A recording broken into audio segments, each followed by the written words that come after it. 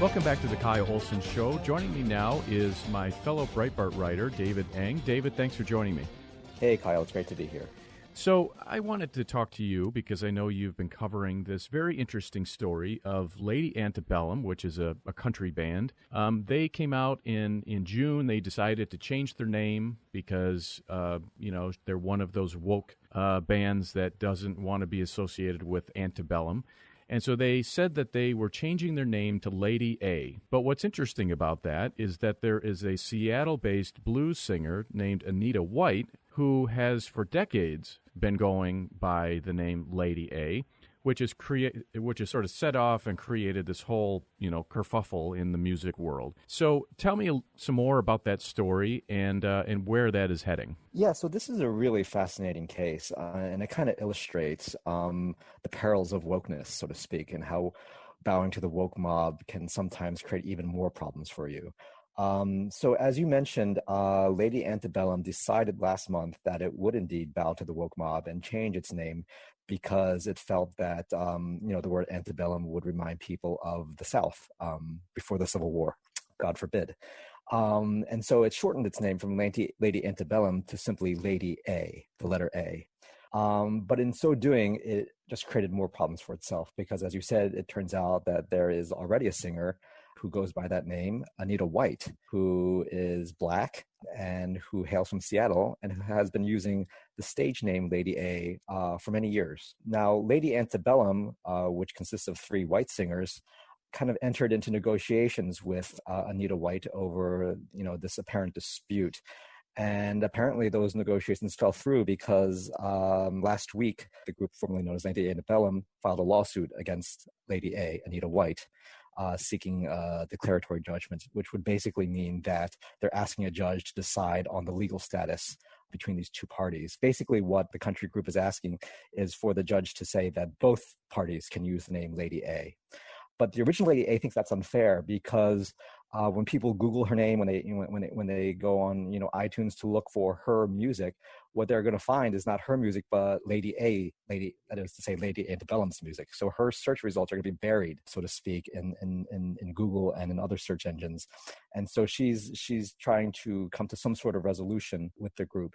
Now, what's interesting about the case is that, Lady Antebellum isn't asking for damages. It isn't asking for her to stop using her original name. The group wants both parties to be able to use the name, so to speak. Well, but what's, I think, from her perspective, because you touched on iTunes, and when I was looking for her music, I mean, she's basically completely crowded out now by Lady Antebellum, Lady A, and you have to really scroll in order to find her music. But when Lady Antebellum, we'll just call them that, filed their lawsuit, they said, "Today we are sad to share that our sincere hope to join together with Anita White in unity and common purpose has ended." And they were unhappy because she was demanding a $10 million payment, $5 million for her, and then $5 million towards, Black artists generally.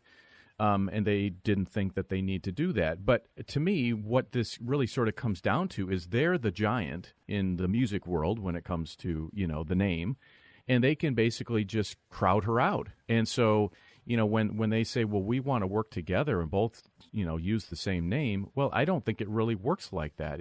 Do you think it would work like that?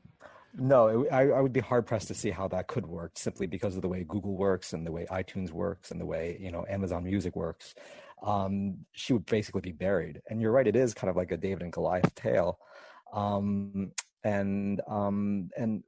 think what further complicates the issue is that Lady Antebellum is arguing that they have the federal trademark on the name Lady A, but the original Lady A has been using that stage name for many years, decades even. So that creates even more gray space in terms of the legality of the issue.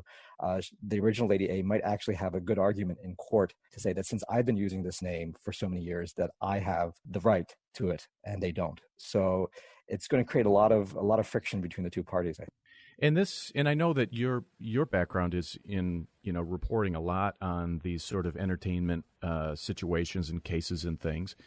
And it just seems to me like they will have, the record company attorney, probably very high profile, high powered attorney coming in to make their case. And where she is more of a regional or a local artist, and she probably, doesn't have that firepower behind her.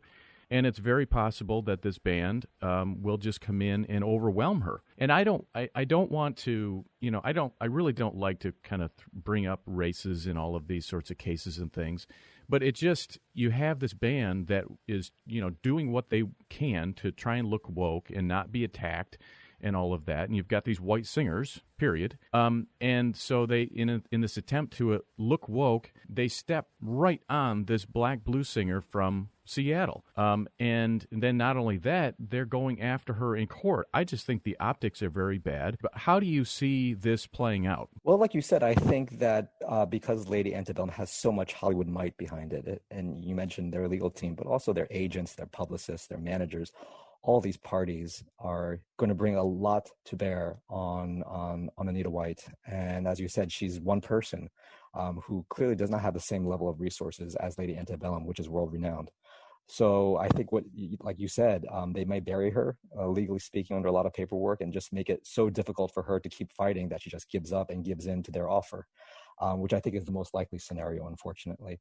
But you are right, the optics is horrible. I mean, it's the great irony of white privilege, right, in this case.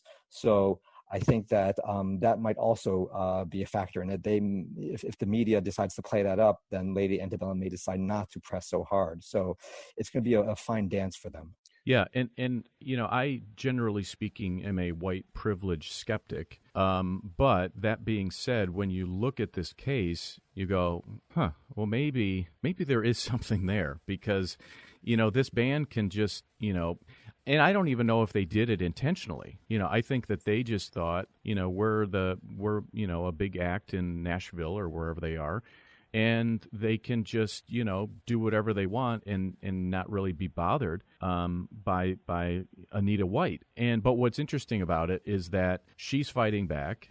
She's not just going to sit and take it, and she is accusing them of using their white privilege and, basically using her as a way to appear, so they can appear not to be, racist or whatever the other terms may be. So this, I think, will ultimately play out in a courtroom somewhere. But have you seen other cases like this in your coverage where, you've got these two parties battling over a name and trademark and all of that kind of thing? I'd be hard-pressed to find something that is as socially fraught as this case, simply because of when it's happening, which is right after the Black Lives Matter protests and riots, when race seems to be the underlying theme to everything. So usually, I've covered a lot of Hollywood legal cases in my career. They usually don't rise to this level of prominence. They're usually settled out of court, and you never really hear results because they just, the public isn't really that interested. But this is a special case. This really is unique, and I think it's sui generis because of the larger socio-political implications of what's going on here, the optics of it, like we discussed. But also, the larger social, temperature of the moment as well. It's just so fraught right now that I think this case has come to symbolize a lot of the conflicting feelings that a lot of people are experiencing right now. Interesting. David Eng, Breitbart News, thanks for joining me today. Thank you, Kyle. When we come back, Anita White, Lady A, will be joining me. This is the Kyle Olson Show.